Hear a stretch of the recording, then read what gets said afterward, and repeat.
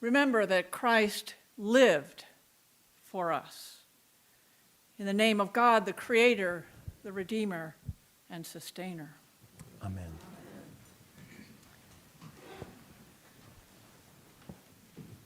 It can be a bit distressing when you learn that your mother has a shocking habit. One you not only find quite distressing, but one you don't even discover until she is into her 90s. How could I not have known all those years? And then out of the blue, one day, I witnessed it. Right in front of me, my mother picked up a brand new book, flipped to the final pages, and began to read. It turns out my mother, a pretty avid reader, always read the ending first.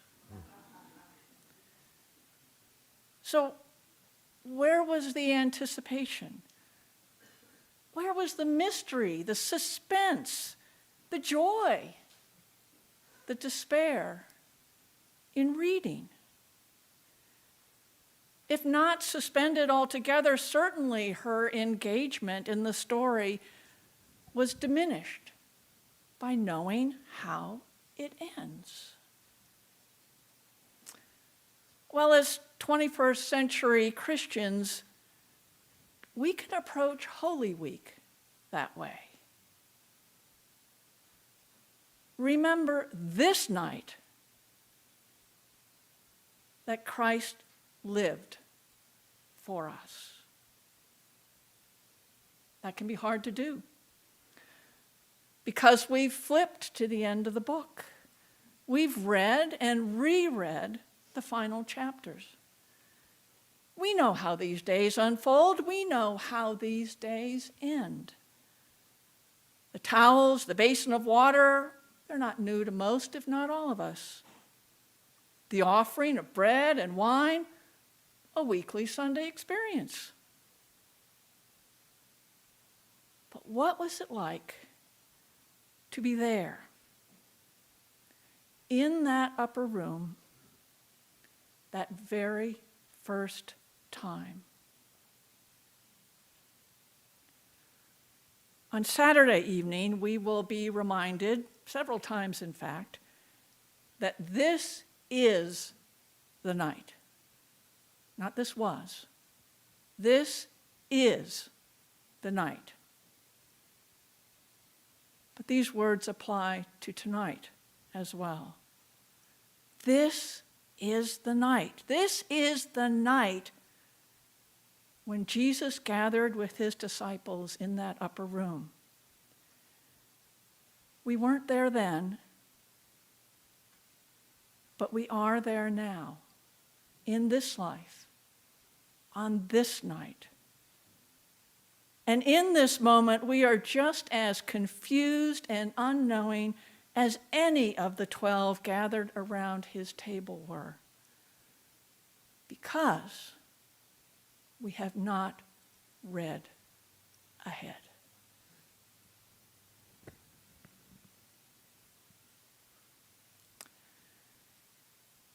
The streets of any town, and certainly the streets of Jerusalem, are strewn with who knows what.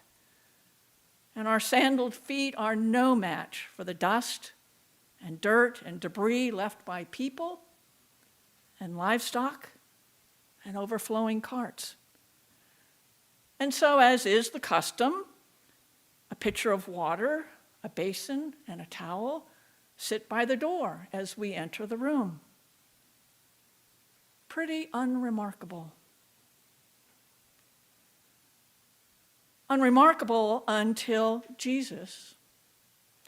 Jesus, the one we have followed from the shores of Galilee to this night, until Jesus takes off his robe, ties the towel around his waist, pours water into the basin, and kneeling before us, begins to wash our feet.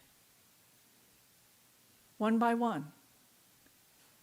Each of us in turn, all of us, without regard to his deepest understanding, his deepest knowing of who we really are, what we might do or not do in the coming hours.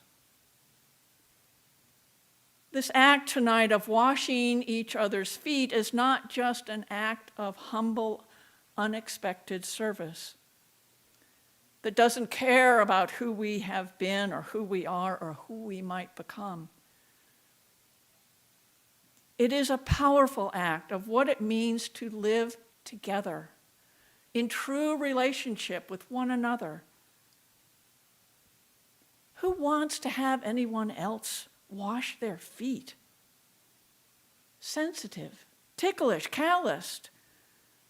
Frankly, not one of the more attractive parts of most of our bodies. Wash my hands, perhaps, but please, not my feet. And who wants to wash the feet of another person, especially after those feet have spent the day walking through the dirty, sweaty streets of life? Jesus does. And that is exactly what Jesus asks us, commands us to do, to serve each other on our knees with something as simple as a basin, a towel, and a pitcher of water. To offer ourselves gently, humbly, and without judgment, in whatever way is needed, in whatever way will soothe and cleanse the soiled and hurting soul.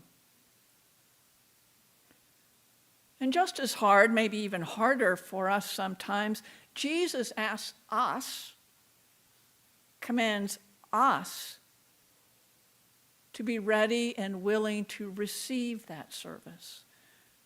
And to do so without embarrassment and without shame, to risk exposing our own tired, calloused soles of our feet. The tired, calloused souls of our lives to the loving care of Him, to the loving care of others.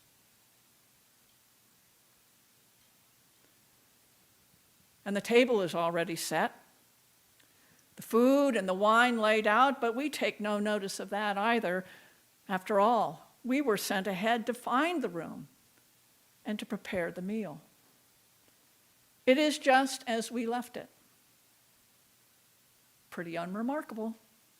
Unremarkable until Jesus takes the bread, gives thanks, breaks it, and offers it to us. And then takes the cup of wine, gives thanks, and offers it to us as well. One by one, to each of us in turn. All of us, again, without regard to his deepest understanding of who we are, what we might do or not do in the coming hours. In graphic terms of body and blood, bread and wine, Jesus shares the truth of God's commitment to us, not in a lavish meal, but in the simplest feast of bread and wine, with only a loaf of broken bread, a cup shared. You will not hunger, you will not thirst, he promises. If we, in turn, dare to break apart whatever it is that we have, if we, in turn, dare to share whatever it is that we have, is it also true that no one will hunger, no one will thirst, no one will go unclothed, unhoused, unloved? I give you a new commandment, Jesus says, before leaving for the garden. I give you a new commandment, that you love one another. Just as I have loved you, you also should love one another. And that love will be as messy and as tender as washing each other's feet, as breaking open a loaf of bread, as sharing a cup. Because it is only in the vulnerability of our life shared that we can truly know each other. It is only in the vulnerability of our life shared that we can know Christ. Remember this night that Christ lived for us. And all that he lived, all that his life has taught us, to be generous, to be humble, to be kind, to be just, and above all, to love, will be distilled this night in just a few simple objects. Basin of dirty water, damp towel, half-empty pitcher, bread, a remnant of wine.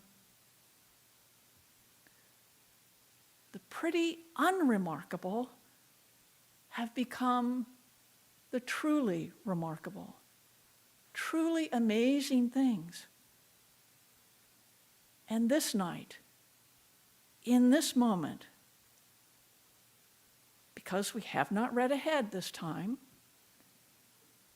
we do not comprehend at all what is to come.